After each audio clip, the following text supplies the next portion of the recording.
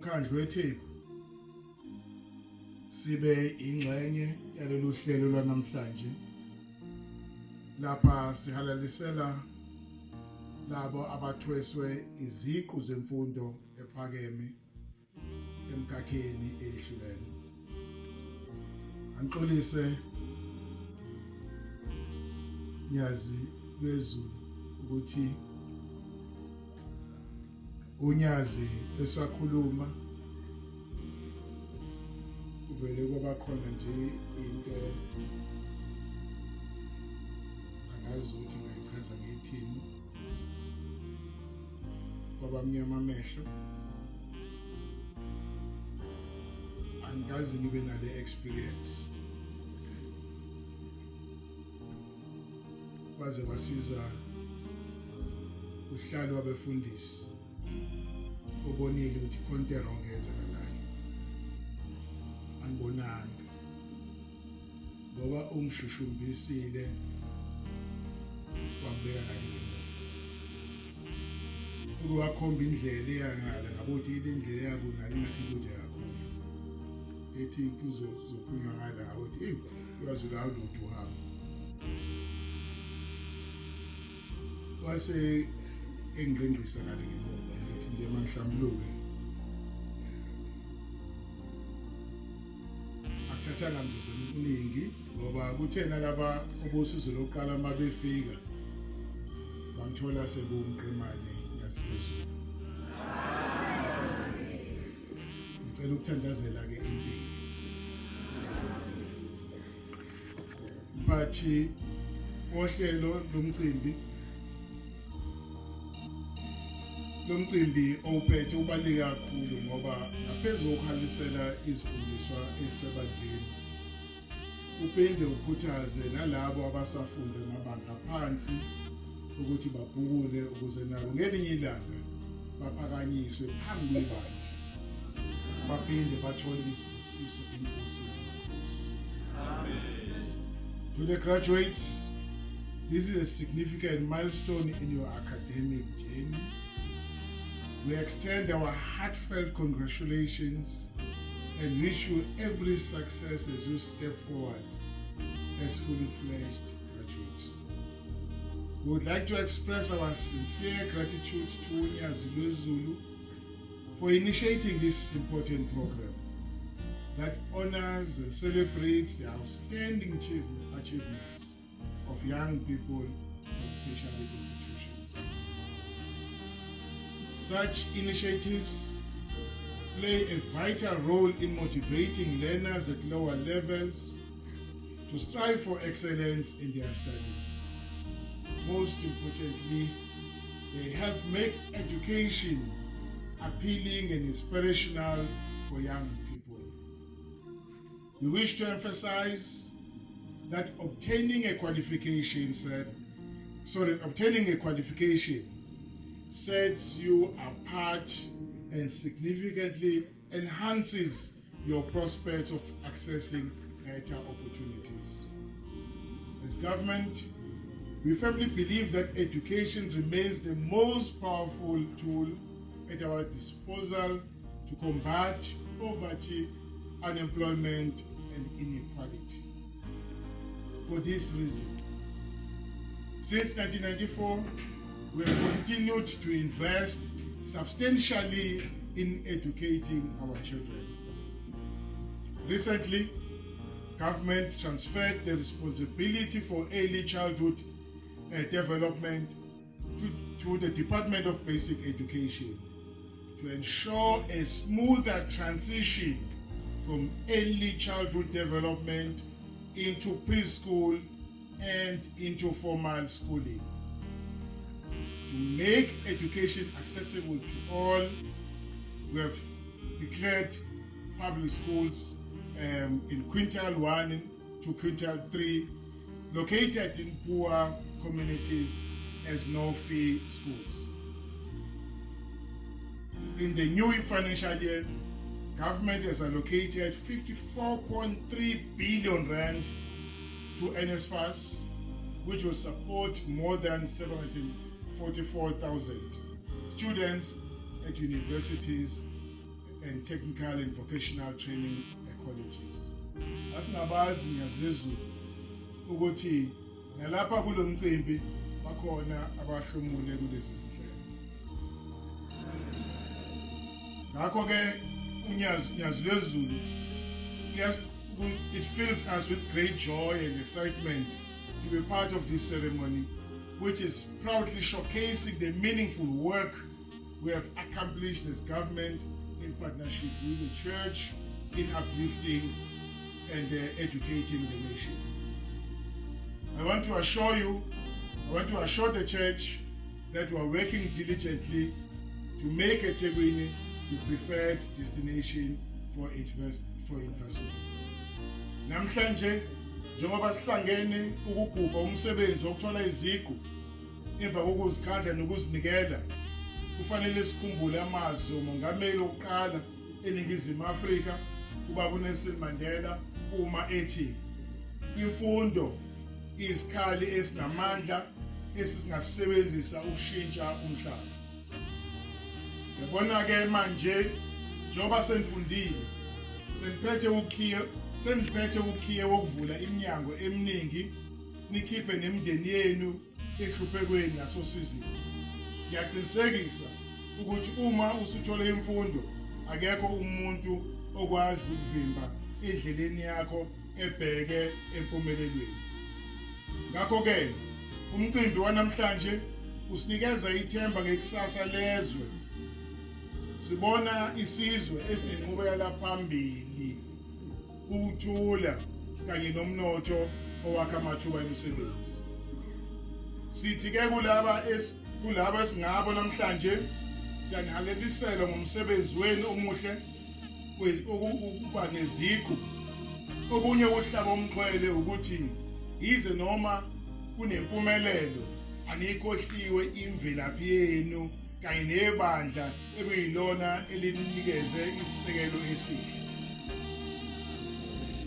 Bathi ohlelo ngifisa ukuthatha leli thuba ukuba ngibonge ebandleni lamaNazaretha ngokwamukelwa ngezandla ezifudumele njalo nje nokuthi ninginikeze ithuba lokuba ngidlulise amazwi okuseka lolu suku olubaluleke ngaka. Ngalamazwi baphathi bohlelo sifisela osingaye impumelelo emkhakheni eyahlukene abazosebenza kuyona, ebese sithi kulabo abasafunda ezikoleni eziphansi babone ukuthi ukuzikhandla nokuzimisela kunemiphumela emihle. Ngibonga kakhulu mphathi wohlelo. Hayi Shembe,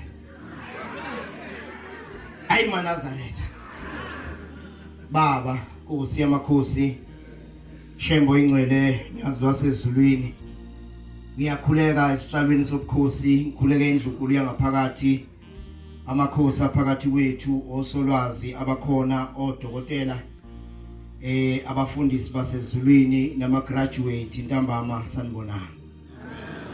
Ngizoba mfishane kakhulu program directors, baba umfundisi uMbeje, umfowethu uShenge. Kuthiwa umuntu akazosho amazwi amafishane okusupporta lo mcimbi omuhle kangaka. Umbuzo ke uyayobe munye ukuthi engabe uShembe wayithathaphi lento.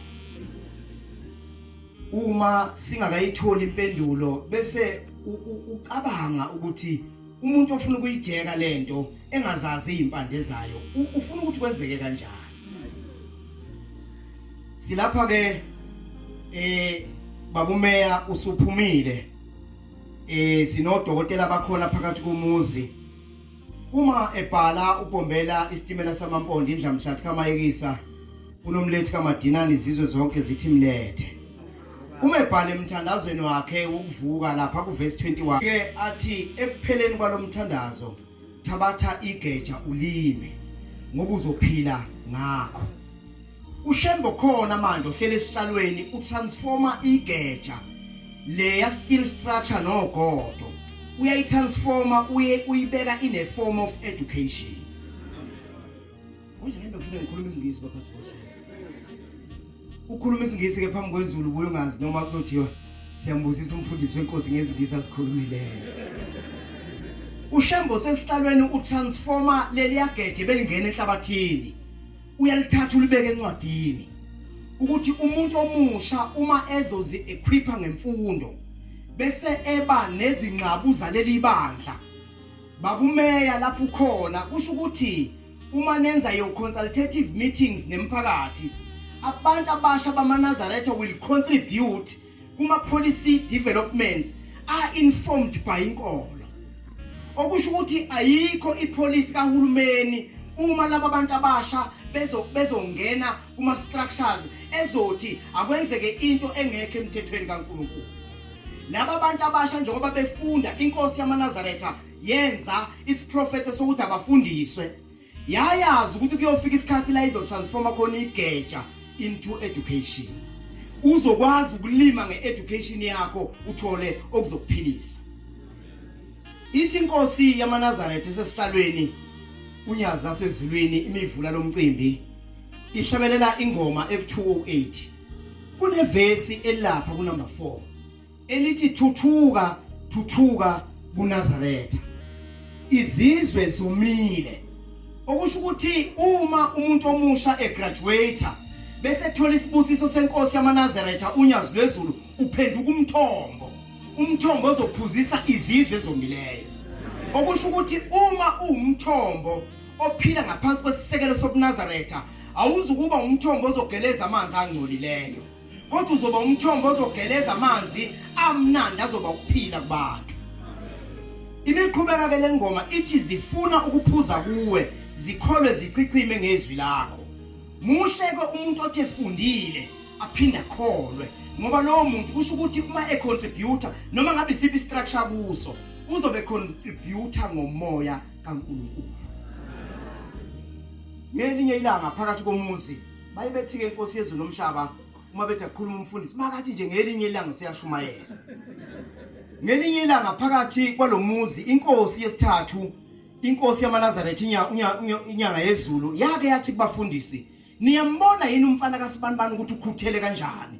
Sibongo somuntu inkomo ngeke ngesibize. Niyambona yini umfana kaSibanibani bathe abafundisi inkosi yezulu nomhlaba siyambona. Niyambona ubhala izinto ezimthethe siyovikela bathi siyambona. Yathi animboni nini umuntu ofuna lesi sihlalo engihlezi kuso. Imfundo ke uma ufunda uyingane yokuNazaretha ufundela ukwenza leli bandla ukuthi lapha ebusweni bomhlaba laziyo ukuthi luphethe ukhulimo ongakanani.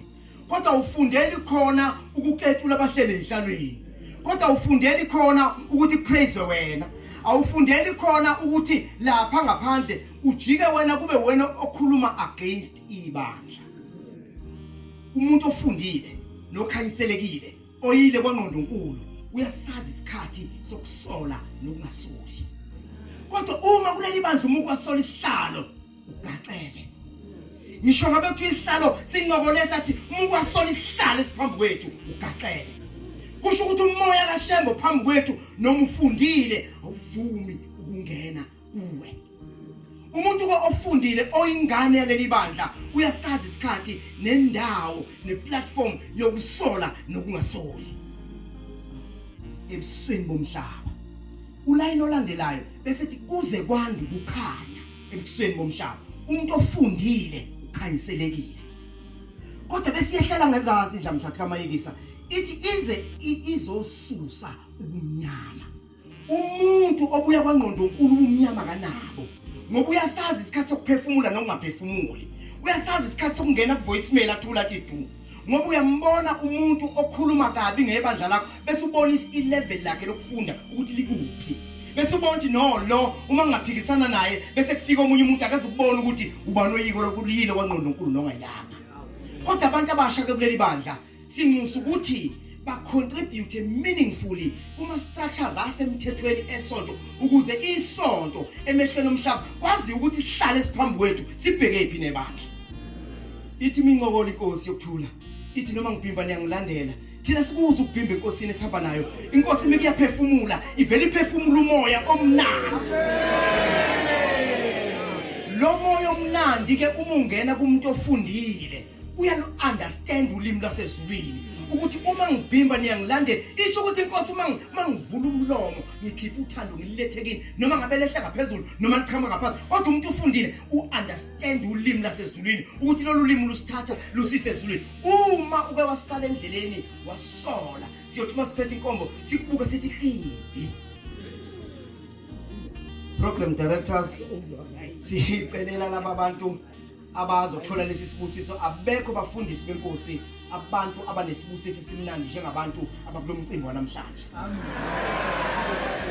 uma inkosi yamaNazaretha unyazi lasezulwini luphefumulela umoya kithi sonke silapha sengathi uNkulunkulu ke engakhumbula amakhaya esisuka kuwo amen sengathi uNkulunkulu einhlizweni zethu engabuka inhlupheko aziqede unemndeni enisuka kuyo kweminye imndeni wathi umuntu ehamba abafundisi benkosi kubhakha yewuphethe kwafakwa ithini likafishi kwafakwa ithini likabhontshisi elalitholakala ngesitokfela wacasha uneli rice kodwa umntanami abafuni ubathola phambili kodwa namhlanje bagqoke kanjena baphambi kwenkosi yokuthula izobapha umoya ukuthi ngishwa ukuthi umnyango ukhiwe ngevelevele noma ukhiwe ngemshutho emngakanani bese iyavuleka iminyango ngoba sizothola ugobo lwenkosi yasezulwini lawo mazwi umphathi ohlelo ebengwaphiwe sicela umsezulwini sicela nokubonga osiyokuthula kunekwaya abantu abanjengathi ngifundile nami bafundisi abantu abanjengathi bakwazi ukubona izinto ezinhle eziyokwenza leli bandla livele emehlweni omhlaba umuntu owaqhamuka neidea yokuhlanganisa abaculi baleli bandla bakhipha into nje uShembe uyomenzela into ezinhle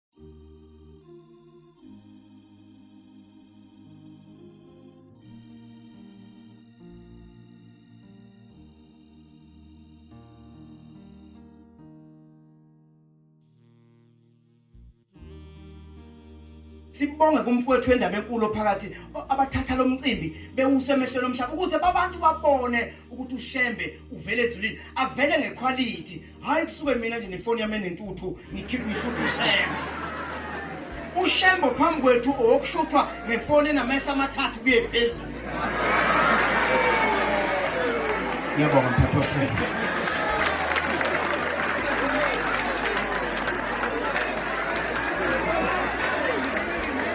ubheka baba bese uyathokoza ngawo sikuzwile Jehova uthi kumnandi ukuhlala nani siyakujabulela Nkosi ukuthi ube phakathi kwethu ngoba lapha sivela khona lezi ingane zabantu Nkosi ikakhulu ngikhuluma ngabantwana ababuye ema-universities nakuma-colleges labantwana Nkosi yamazulu nomhlaba bekhona lapha phandle entabeni Nkosi behlezi ngaphandle kwabazali uwe Nkosi ubungumondlo wabo amen Jehova umhle sisithokoze baba masifika kuma university konke ama institution aba education sifice lezi ingane zamanazatha zizabalazile zaze zasupporteka ngaphakathi akekho manje baba no ngabe mkhulu kangakanani oma endleleni yalabantwana ngoba Nkosi baphume lapha ebuhleni betshele ukuthi phambili nofica uShembe bafika bona bamfuna bamthole kangakho Nkosi bebahle kangaka bephambi kwakho bacelela Nkosi okuhle Jehova omhle siyaphangisa sicela ikhwaya senhlanhleni izofika ishaye u5 minutes emveni kwayo sobe sasingena ku second session esobe sesiholwa uNkosana uButhelezi hayi uzakwethu ozobe sesihola edluliselela kwi second session uzoba mfishane naye sizama ukonga isikhathi sicela ikhwaya iphangise la ichunu selihambile sithi asisho ezulwini ukuthi ungizwe umchunu unikele ngecathulo ezu100 kwisiqabetho ukuthi njengoba siyayisambisa izinto ezikoleni sake sihambisa izinto ezikoleni ufisa ukuthi siphinde futhi sikwenze lokho yana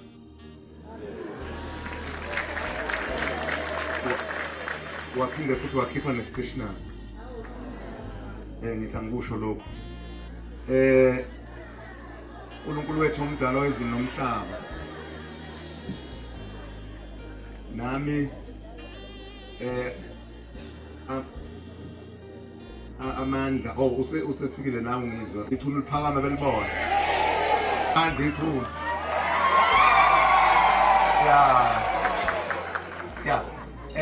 Nkosi yamakhosi nami sekufike ukuthi ungephuce ngiphuceke lamandla kade ngiwanikeziwe okwesikhashanyana bengiwanike isiqabetho Shembe Nkosi ngicela Nkosi ungikhumbulele Nkosi abakithi abalele phansi kothuli lomhlaba ngomntwana ngomncane ukuthi Shembe Nkosi konke ngizamayo nami empilweni yami kulungu ngikhumbulele nabantwana bami Shembe ngifisa ukuthi nje kulo 3 minutes ngizohlala phansi sonke njengoba silana iningi lethu angikusho lokho nangidokotela usibuya nje naye kuyiphathi singama project akho Shembe ukufunda kwethu iningi lethu uthola ukuthi kunomlando mina nje nami ngomunye wabo ngifisa ukuthi ngikusho lokhu kuyisikhumbuzo senkosi uthingo lenkosazana ngoba ngiyaye ngithi ndashembe mhlasimbe kube kuthiwa wehlanga emazulwini mhlasimbe ngaba ngisiye umuntu nje ngabe ngiyinto engelutho emhlabeni mhlasimbe ngabe ngidlela nje emgqonyeni ngoba ngiyakhumbula ngelinye ilanga kwaku 2002 ngumntwana ngimncane kakhulu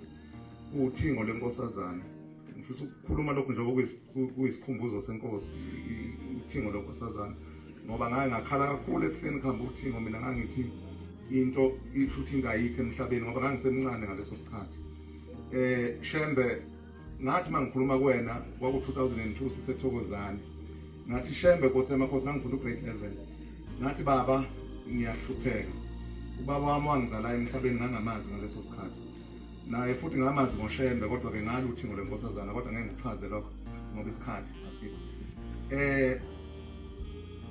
ngathi Nkosi isikole ngisifunda kanzima lwabe selutho uthingo lenkosazana mfana ungakhulumi kanjalo wena isikole wasiqeda uphinde uqhubeke naso ngithi angibonge nje lokho Shembe ungiphe Nkosi ukuthi ngenze kahle nasezweni nyazi lwezulu ongibeke kulona ngoba ngibekwe wena Shembe nyazi lwezulu nakho ngeke ngichaze kuningi kakhulu Shembe lapha ezweni lama-Arab ngiyacela Shembe ukuthi njengoba ngihamba ngolesithathu futhi nalezi zinto lezana ezikhona Shembe ungivikele uvikele kanye nabantwana bami ngiyabonga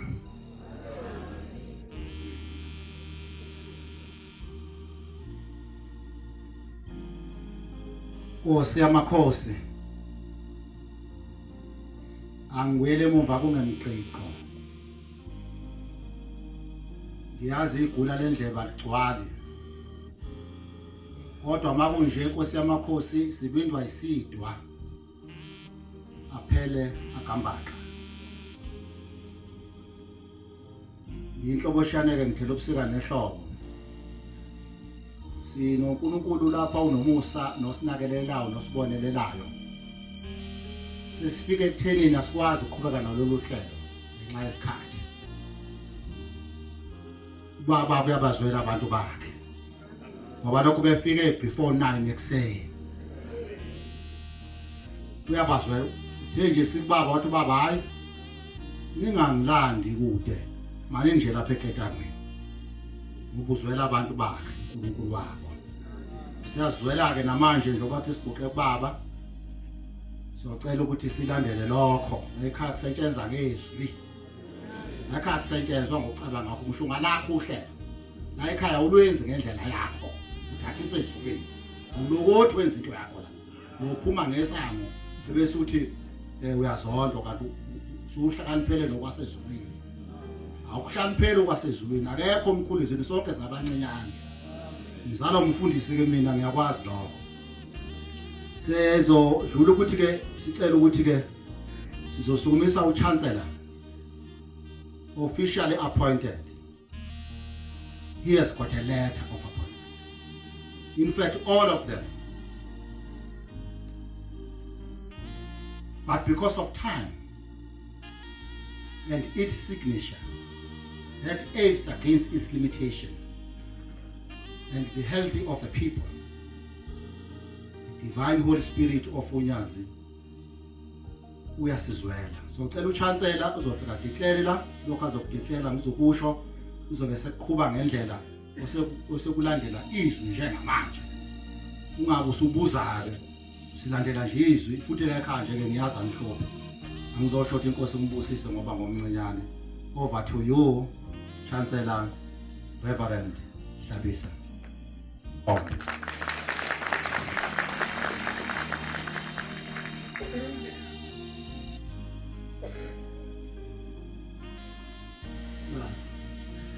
Osezulu nomhlaba program directors professor bonke abakhona imeya yethu befundisi benkosi abavangeli abashumayeli abakhokheli ngiyanibingelela egameni lenkosi yethu uNyazi amen bantwana benkosi njengoba izwi lenkosi selikhulumile lapha kwi-program yethu ngaphela ama-hour amathathu masingamemeza umuntu nomuntu ngegama lakhe eze ngayedwana afika guqe phambi kwechancellor bese imbeka i-motorboard ekhanda adlule njalo siqala kuma-diplomas siya kuma-junior degrees siya kuma-honors as well as ama-masters kuze kuyofika kuma-PhDs ngakho izwi lenkosi lithi angideclare ukuthi all graduates akhona phakathi kwethu kuswela kuona ama-diplomas kuzowasha phezulu kuma-PhDs azoguqa njengamanje abese ngenza uphawu lokubeka i-motorboard phezu kwamakhanda abo bese isibusiso sehla phezulu ezulwini enkosini yamakhosi uNyazi bezulu amen siyacela ukuthi ke onke ama graduates abezo lo mcimbi lona aguqe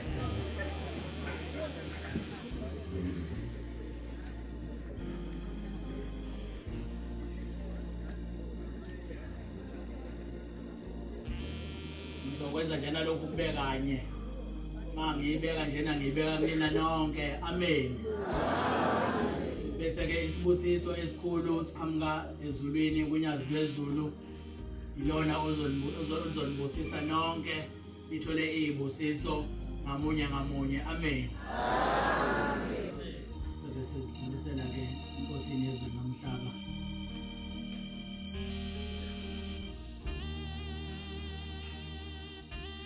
inkosi yezulu nomhlaba ke izobe isiyenza ke noma isiyethula isibusiso amen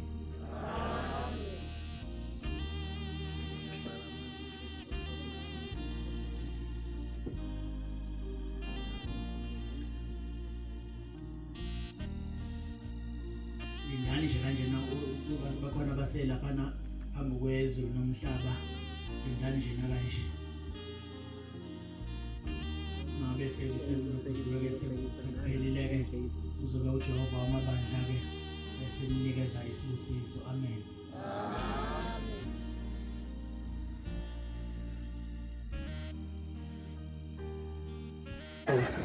uyazi besazothi ngihlabisa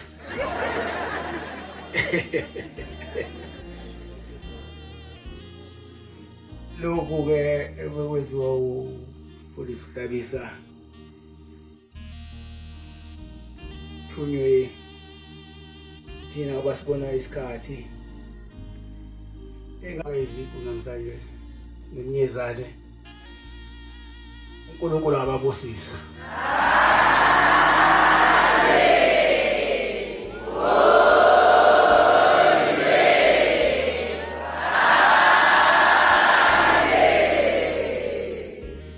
namhlanje ke suku olukhulu emzini wasebuhleni luba likhulu nje namhlanje lizoyinina nalihlobisa ma graduates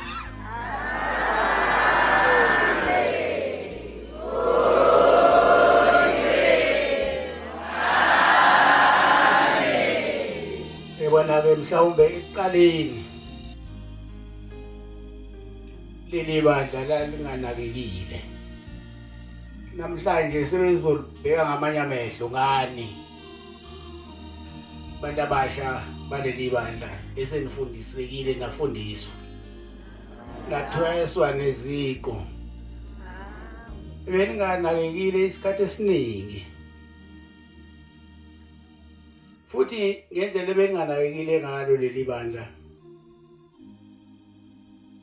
osaba ngisho ukubheka lesikhathi lesi sepolitiki kusashawada bawesontweni osaba ngisho ukufaka ibheshu ngoba bawagqoka ibheshu wawubizwa wakunamagamana kodwa thina sasikebona laba sasingamanazaretha yanhalalisela ke nina ke benithweswa iminyezane ithi inkosi izinibusise bese niyithola nemisebenzi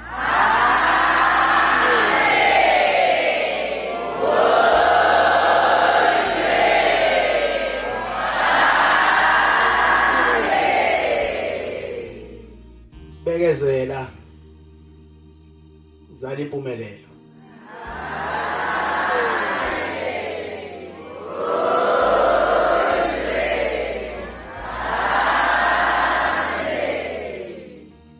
seliyakhanya ikusasa leni seniyalibona nani ikusasa leni seliyakhanya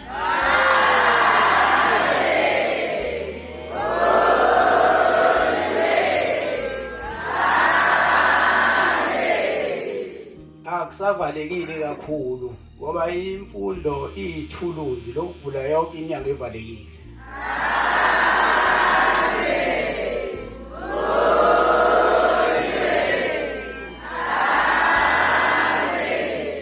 imfundo ke mayiyodwa ayilunganga ifuna ihambisane nenkolo amen mawune imfundo nenkolo nakho konke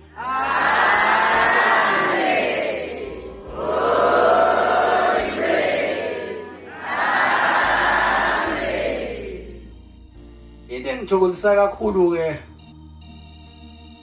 ukubona isifiso somkhulu bami bobabili umkhulu ilanga nomkhulu inyanga yezulu sifezeka ngoba babeyithanda kakhulu imfundo namhlanje seniyifundiswa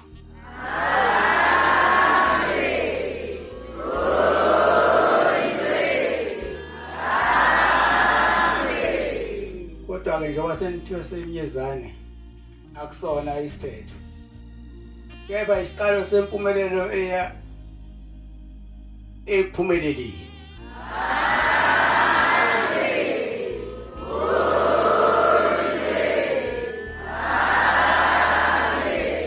yoba ke senigogodile nginifisela konke okuhle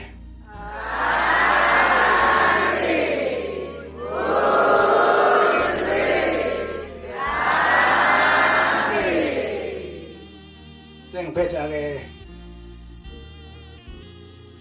bantwana bakaBhombela ngicela nize ningakhohlwa la nivela khona la niphuma khona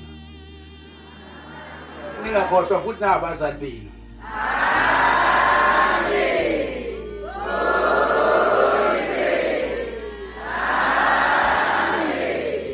abanicathulisele nazi ndafika kulizingeni kulona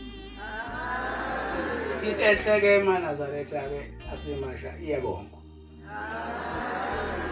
ingakho nje ngithi nize ningakhohlwa abazali benu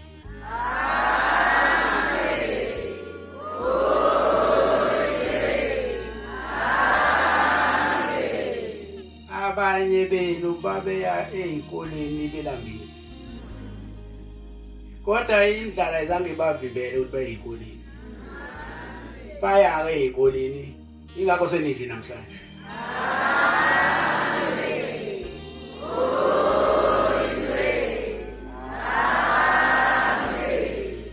bahamba belambile kodwa ngoba phela inye into babeyile esikoleni ongayela ukudla namhlanje sebeyiphethe into abeyile esikoleni ukudla bayakudla kodwa into abeyile esikoleni sebeyiphethe awusekho umnyango oyovaleka uvalekele bona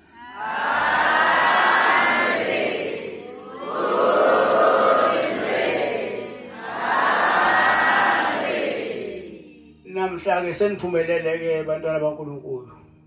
Sekusele kona ke ukuthi abangakayitholi imisebenzi uNkulunkulu avule amathuba emisebenzi basebenze.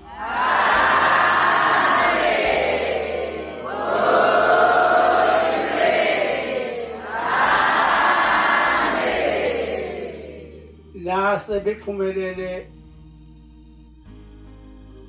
uNkulunkulu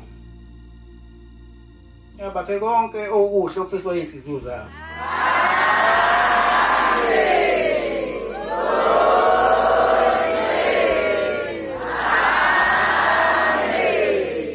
Izovala ke. Ngilifisela ke njengoba senihamba nemakhaya.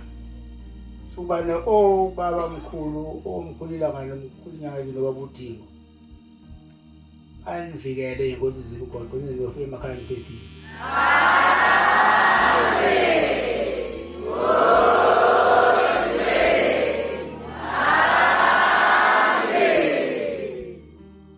Othi isihlebele sami wengane.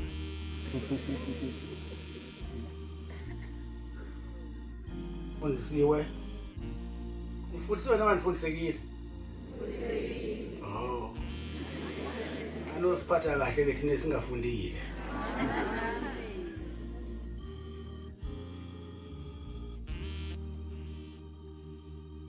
Ilifisela ke ukukhula.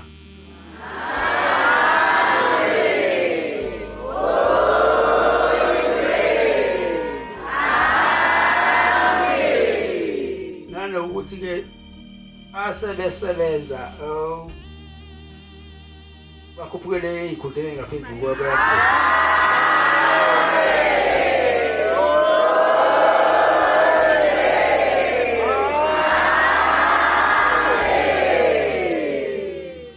Safika esivumelanweni ukuthi njengoba nje sifisa lolu suku lube impumelelo besifisa ngosomakhosi ukubonga ukuthi ulenzile ngoba ngaphandle kwakho Nkosi belingeke lube khona.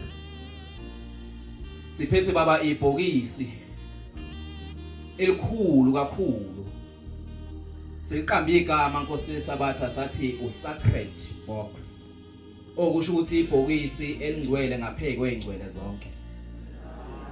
Labantwana bonke Nkosi njengoba behleli la baphose uthando Nkosi ezulu nomhlaba kade befisa ngeinhliziyo zabo kodwa basho bathi okuyakhona abanakho. Siyacela ke baba ukuthi ngonyaka ozayo mawuphinda usipha nabo bephinde bekwazi ukuphumelela. Azokwazi baba ukugagula ukuthi yinani lapha ya. Kodwa sikwaziyo ukuthi uNkulunkulu uzothokoza sibusise nakasikhombisa.